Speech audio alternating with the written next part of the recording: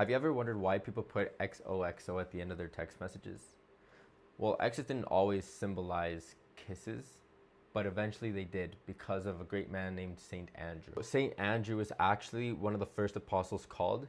In the early Byzantine tradition, they actually call Saint Andrew Protokletos, which means the first called. Saint Andrew was actually born in a small village, Bethsaida, on the side of the Sea of Galilee in the early 1st century. Much like all the other disciples and apostles, he was put to death by crucifixion. Yet he didn't really believe that he was worthy of dying the same death as Jesus. So he asked to be crucified on an X-shaped cross. There was this monk.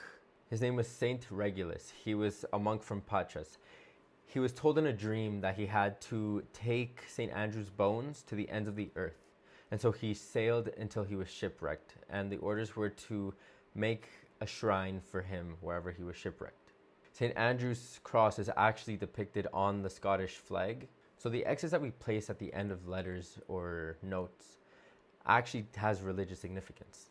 It goes back to a medieval practice of placing St. Andrew's X at the end of legal documents. This signature would symbolize honesty and trustworthiness. In those days, those contracts would be invalid if they didn't have the mark of St. Andrew's X at the very end. At the end of signing any documents, they would kiss the X in sign of compliance. And so eventually this turned into just the X signifying a kiss.